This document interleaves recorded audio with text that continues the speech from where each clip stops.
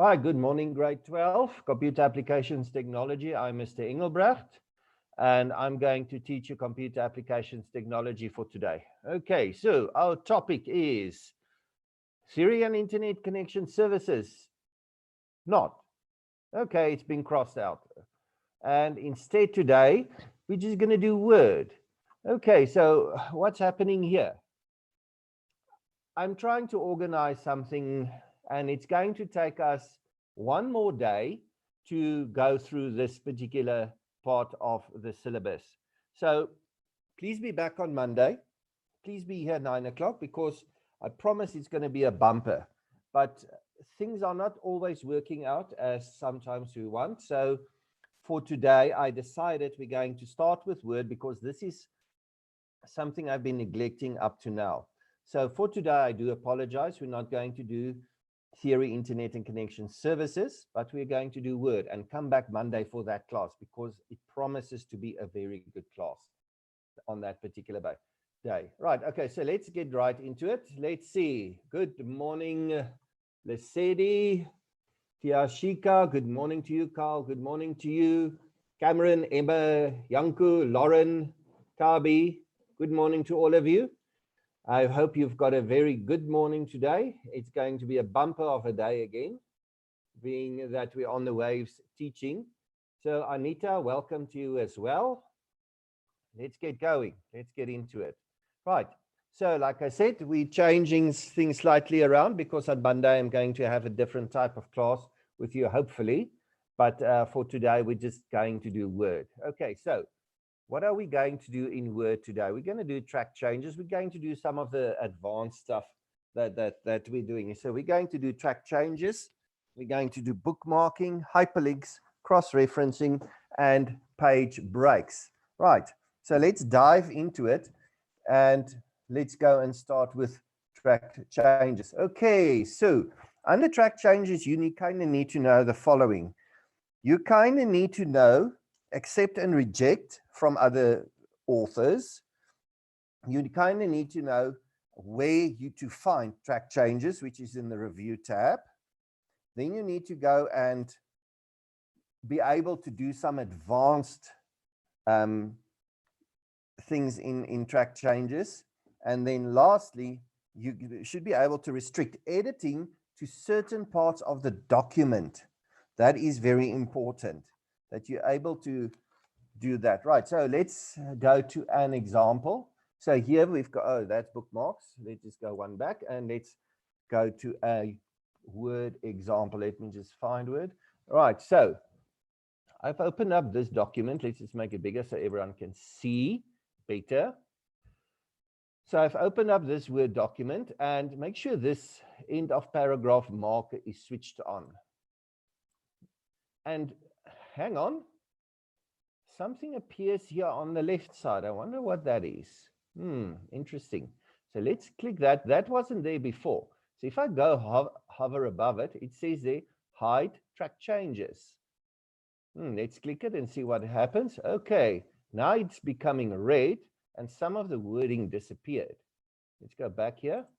So we can switch on and switch off track changes here, but it should be there, and it should have already been to track changes as well. Okay, so that's one way of doing the track changes, to viewing it and not viewing it.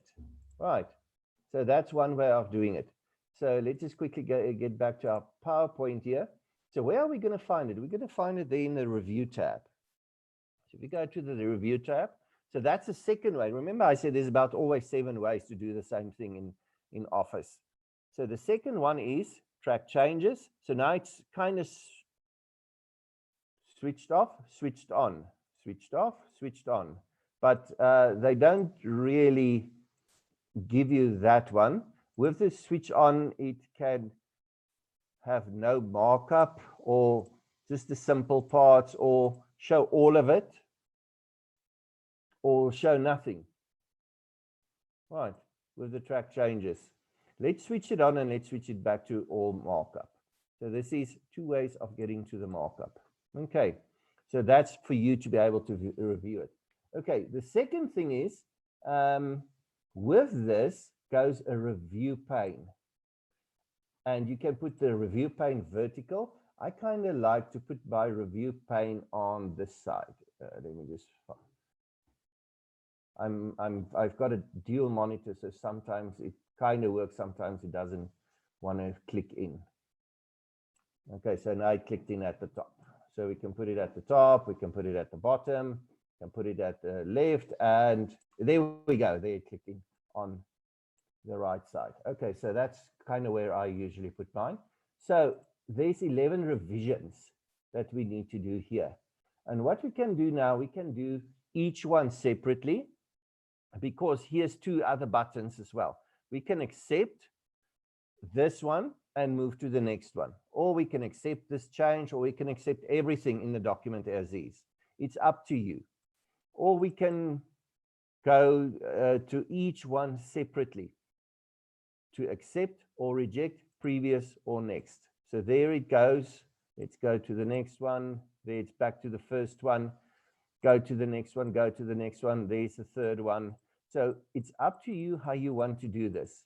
But that's a navigation for track changes. So just make sure it's switched on and showing all markup. That the simple markup doesn't really work sometimes, so rather use all markup. Okay, so now the first one, we're kind of there. It says there lower, so it's that one. Use smaller parts for lower power consumption. So you inserted, the author inserted that one. So now we can accept or reject. We can just click accept, and then it goes away. So now it forms part of the document. Then we go to the next one. Run only on battery power. So yeah, we can go and accept that one as well. It runs on battery power. And this is the way people can send files to one another and do some editing. You can even do this online with Word Online. So this is track changes. It's not really difficult to do. You just need to know where to get it. That it's under the review tab and here the reviewing pane. It's very important that you know where to get it and that you can do that. Right. So as soon as we've done with that, I'm going to get back to restrict editing a bit later. I'm going to do it on its own. We can restrict the editing to certain people so that people can't make any changes, but I'm coming back to that one a bit later. Okay, right. So we're on track changes. Let's go and do the advanced one, the advanced track changes. Okay, so where are we getting that one? I'm going to get it over here where it says track changes options. There we go. So what for us? The comments, the ink, the insertions and deletions, and the formatting. So show us everything. You can even go and change the person's username there, which is not really needed at this particular stage. The one that I want to get to is this one called advanced options. What would we use track changes for? That is the question. We would use track changes like teachers setting the exam papers. The one teacher is going to set the exam paper, send it off to the moderator. The moderator is going to go crazy and make changes and send it back to the teacher. Teacher setting the exam paper, then decide, yeah, I want to accept these changes, or no, I don't want to accept these changes. Before you send out documents to people or to the public, the school, that's a perfect example. The principal or the person writes a newsletter, someone writes a newsletter, but someone still needs to proofread it for the language content. So you switch on track changes, then you send it to the person that's the language moderator. The language moderator makes the changes, sends it back to the person who wrote it, and the person can decide, yeah, I'm going to accept this or I'm not going to accept this. It really works well in us teachers setting exam papers. If we make changes to exam papers, it really works well with communication because you don't have to talk to one another. You just, and there's a thing called comments as well, which you can put in. So you can make the change or you can put in comment and people decide how they want to deal with. Okay, let's get back to the advanced track changes. In the advanced track changes, we can decide how we want to view these things. But please, grade 12, whoa, do not go and make both of them the same. Don't make both underline or whatever. You're going to get so confused about what is inserted, what is not inserted. You can even track the moves between documents. It's really a real powerful feature that you can employ to keep track of thought patterns in what you are writing. That's the important thing here. All of you are going to work together someday and share some collaboration somewhere. And this is one way of collaborating using Office. You send off a document, people do something, they send it back to you. You do something, send it back to them again. So the over and forth goes on. And this is what this part does. You can track the moves even of your cells, of tables. Track formatting if you want to. So you can track editing.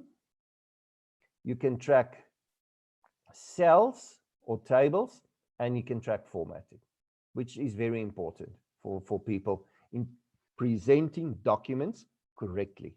Okay, so this is track changes. Let's go on with our PowerPoint. I see there's no questions yet. Oh yeah, I forgot to ask, where are you from? Tell us where you're from. And today is a sunny day outside, hopefully. So tell me what color of clothing you're wearing. So tell me the province that you're from and the color of clothing that you're wearing. I am from Gauteng, and the color of my clothing is, I don't know, gray and blue. Yeah, I'm wearing gray and blue. Yes. All right. Okay. So that's my answer. Please put your answer in the Zoom group chat so that I actually know you're listening. Because if there's nothing there, it means you just put it on, because that's what we're finding with some people. You just seem you like there. Yeah, Gauteng, right? So we've got one answer. Come, the rest of you, tell me where you are so that I know you're actually there. Because what we found, some people log in and then they go away and then it seems they're online for classes. Yep, my class fully attended. Meanwhile, my class was outside playing and I talked to the iPad. All right, Gauteng, maroon and black, thank you. Who else? Come, let's go. All right, Western Cape, welcome Western Cape. I love the Western Cape. Welcome Western Cape. Lesedi, love you to be here. All the way from the Western Cape. I love it. I just love people from all over the country. This is where we win. Right, okay, let's continue. For the rest of you, put in something, please, so that I know you're there. Right, Gauteng, Cameron, well done. Okay, let's go on. So we've done track changes. Let's go to bookmarks. Whoa, this, stop the press, is the most powerful feature that they've ever invented in Word. What I've done a few years ago, I've created an electronic textbook, an EPUB textbook. Don't ask me where it is. It's gone since the dawn of time, because it was in 2013. And even the previous version of Word was very good with bookmarks. And it's especially important in electronic books, PDFs. It's very important. Word documents, you only literally scratch the surface of this. So what Bookmarks does, it kind of creates an internal link or page or whatever, internal links, and it shows you where something is inside a document. So that's a bookmark. And what the electronic documents do, the EPUBs, they're called EPUBs. I'm going to see if I can get you an electronic, but those EPUBs and even the PDF documents really literally heavily rely on those bookmarks. They really heavily rely on those bookmarks to get you to the right place, because EPUBs can change very much. EPUB is a kind of a type of, it's not a PDF, but it's kind of a book, electronic format, which is not widely used, but it's widely used. The Amazon Kindle uses it, where you can change. So this is something, what's an EPUB file, and that it's a format storing ebooks and other types of content. So it's different type to PDF, but bookmarks rely heavily, or sorry, apologies, EPUBs rely heavily on bookmarks to complete this feature. Right. So in our Word presentation, so where do we get bookmarks? It will go under Insert Bookmark. Right. So let's go and take a look. I'm going to show you now something cool. I don't know if you know this in Word. Let's create a blank document. Okay, let's see who knows this. How many of you will be able to fill 3 pages of Word document within less than a second? 3 pages in Word with text in less than a second. Let's see. Hands on the triggers in the Zoom group chat. Tell me, what do we put in so that we fill Word with 3 pages of words in less than a second? Who knows? Come. No one? Any takers? Yep, not really. Okay. You type this, equal, round bracket. Then I'm going to type the 10, comma, 10. Now, if I close, that's fine. It means put random text for me, 10 paragraphs of 10 lines each. Let's see if it works. So if I'm going to do it in less than a second. Boom, there we go. 3 pages of words. Let me just go and show it to you. There we go. There we go. 3 pages of 10 paragraphs of 10 lines each using RAND. Okay, so for those of you that missed it, let's do this again. This is just one way of doing it. So equal RAND, round bracket 10, comma 10. If you press enter, it gives you 10 paragraphs of 10 lines each. Okay, so this is an easy way of just maybe demonstrating something to someone. Okay, so where does Word get this? It's actually internal help files that Word uses to populate this document. And you'll see there's kind of a lot of repetition because this one starts off video, then to change, click and insert, and then again, video. So to change, and then click and insert. So you can see it's actually just using the same stuff over and over and over again. But what it really does, it goes and shows us formatting and that type of thing. All right, so let's do a bookmark. That's what we're here to do, actually. Let's go to this video. And let's just go and insert a bookmark. So I'm going to go to insert. I'm going to go to bookmark. And let's put the video and add. So actually what it creates internally is kind of a link for something, but you won't be able to see those things unless you go to EPUB group, because then you can see how crazy this stuff actually gets. But what it is, if I now go back, I'm working with a long, and we do this in long documents as well. And I know I've video or I bookmark something. I just go to video and there we go. It goes to my video bookmark there. Easy money, easy money. But it's more powerful than that because we're going to add hyperlinks and we're going to add cross-reference to it. That's why those 3 are grouped together. That's important. That's why they group together, because the 3 of them go together and they work together, all 3 of them. So bookmarks on its own is not really difficult. You just highlight and you add. It's interesting to note, I wonder why those spaces. If we go here to Office 2016, and I want to go add a bookmark here, interesting, let's put there, this one is 2. So we put there 2, space 1. Interesting. It doesn't want to add that for me. It only wants to add whole words.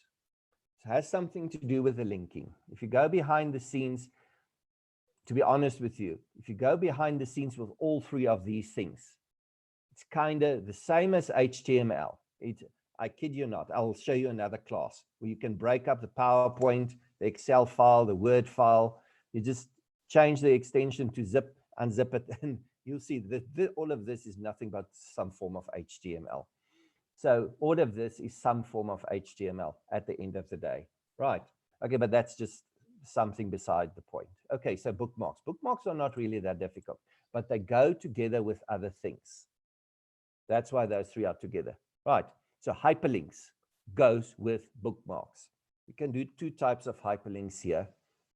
So I'm going to go back up to my randomly generated word. I'm going to insert a hyperlink. Okay, so for hyperlinks, we can do one of two things. Oh, actually, we can do a lot of things there. We can go and go to Google. There we go. So we can go to Google and I can put a screen tip. So I can say, go to Google. Right. Click OK. Click OK. It underlines for me, which it didn't happen with bookmarks. With bookmarks, it did not underline. If we go down here, I think it's this one. There's a bookmark. If I go to video, there. It didn't underline. That's the difference. So that's how you distinguish between the two. So that's a hyperlink. Oh, interesting. If I go over it, it says now, go to Google. Control click, follow the link. So the top part is a screen tip. This is what we call a screen tip. So that's the first type of hyperlink that we can do. Now, the second type of hyperlink, I'm going to go to that particular word. I'm going to put it in a hyperlink.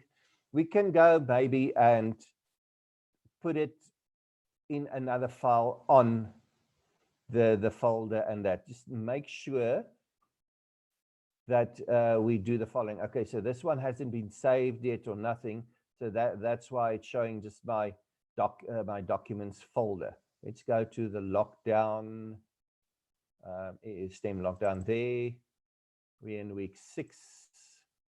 Right, so there, I'm just going to link to that one. Interesting to note what it does.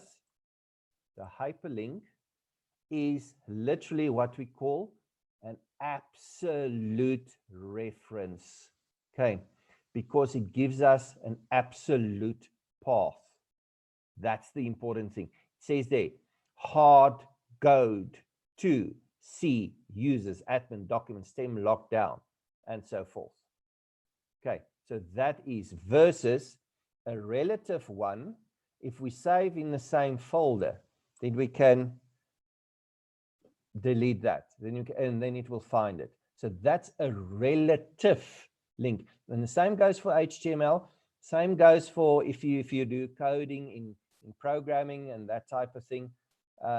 There's a difference between a relative link and an absolute link. Right, an absolute link is where you've got the hard drive hard-coded. Go to that folder, then that folder, then that folder, then that folder, then that folder. It's very important. Okay, how they work with the dots and that, it's also a class for another day, but I promise you we're going to do that. Okay, so that is inserting a hyperlink. The third one that we've got is placing this document. Take a look now. Interesting. Remember I said bookmarks go together? There we go. There's my bookmarks. Can even change it to a screen tip, putting it in there. So bookmarks, hyperlinks, cross-references go together because they use, I'm going to be honest with you, the backend is the exact same technology. There's no difference. It just shows different. The bookmarks don't show a hyperlink or don't show it in a different color and with an underline, whereas the hyperlink does. Okay. And then we can go there as headings as well. And then we can do email addresses. This is, we're going to insert a hyperlink where it's going to go to something like Outlook.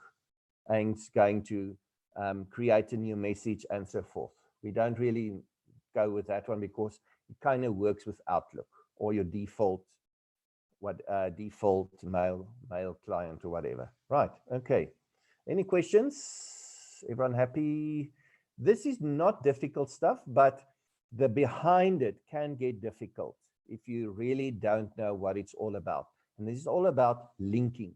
This is what this class is all about. It's all about linking towards the other one. All right, let's go on to cross-reference.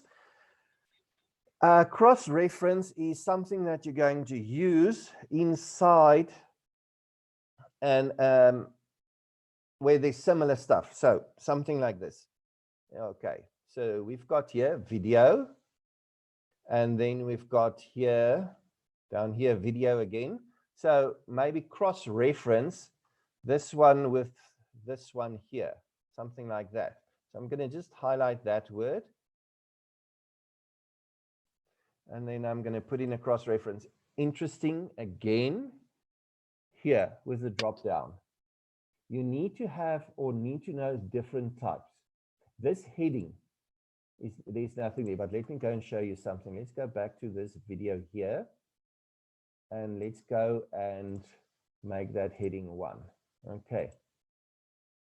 Let's get back to this video provides.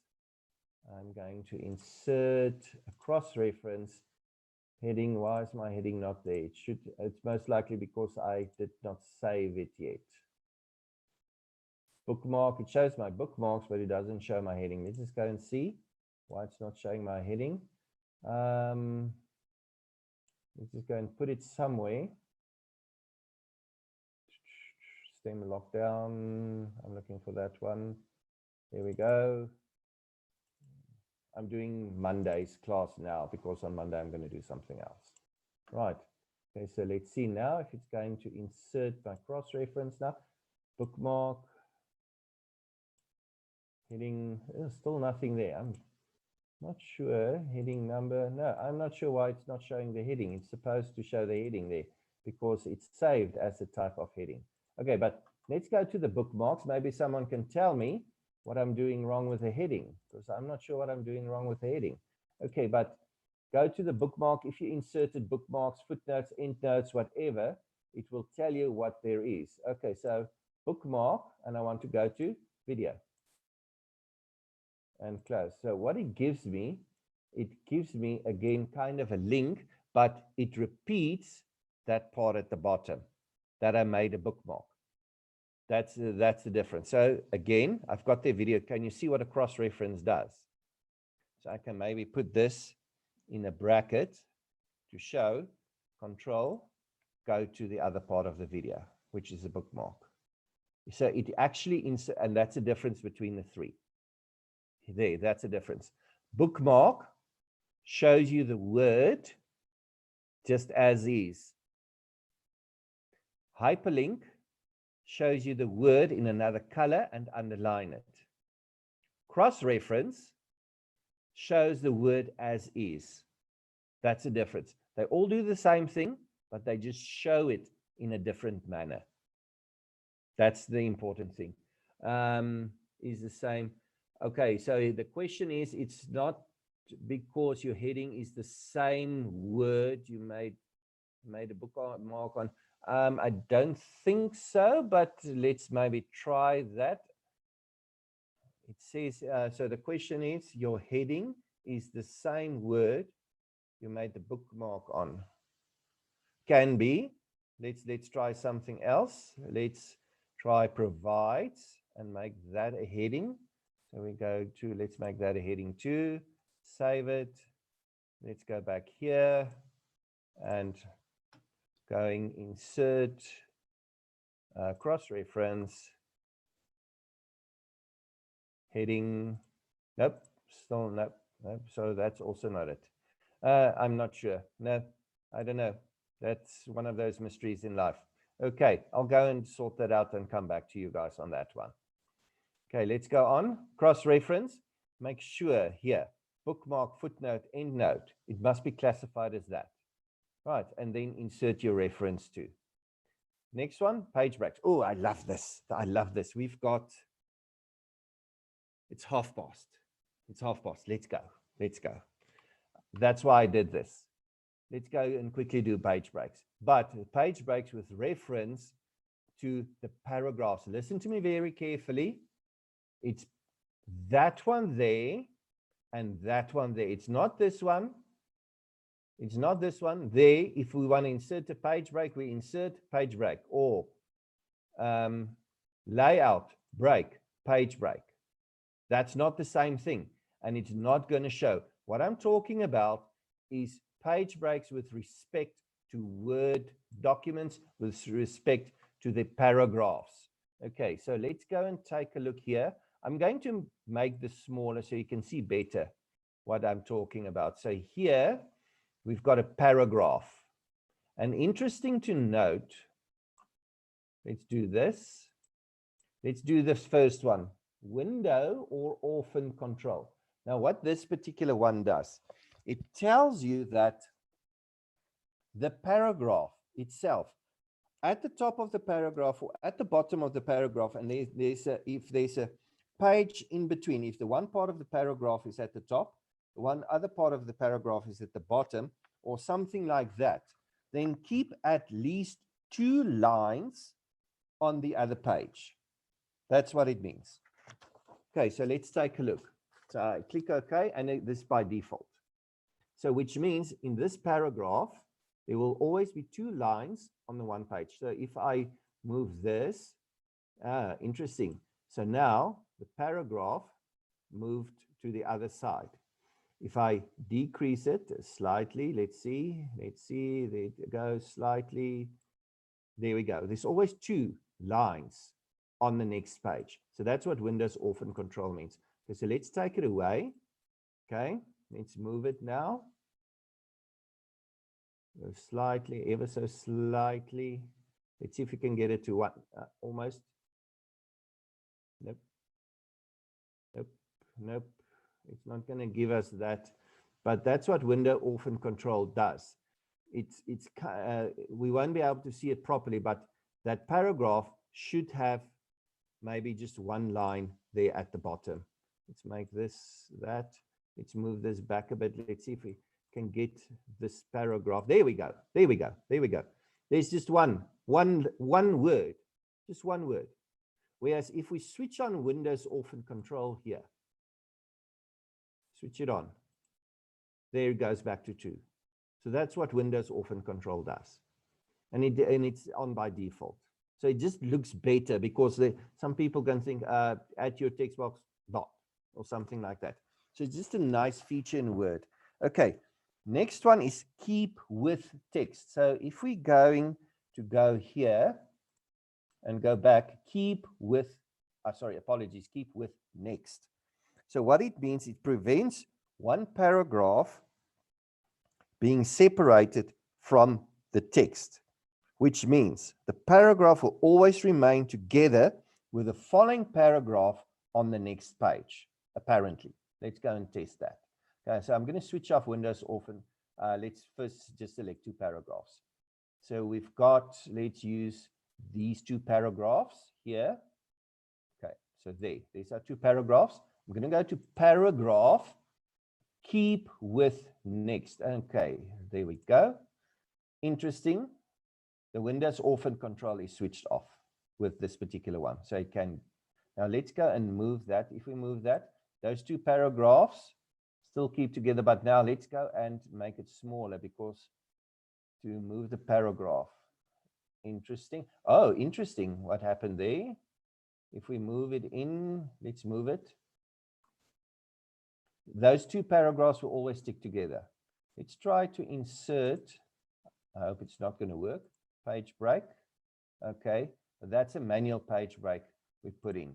But according to Word, these 2 paragraphs will always stick together, no matter what you do. Keep with next. So the first paragraph and the second paragraph should keep together the whole time. Let's see. Yeah, it kind of keeps together the whole time because Windows Orphan Control is switched off. That's why we're getting that one. Right. It's not really a feature that, to me, that's something there. But the next one, keep lines together. That is kind of very important. Let's go and just do 1 paragraph at this stage. Let's just undo. Oops, Control Z. Okay. So let's take this paragraph here. And now I'm going to go and keep lines together. There we go. That is switched on. Take a look at the amount of space here, because we said keep this paragraph together on 1 page. If we move it back, it's going to keep on. Nope.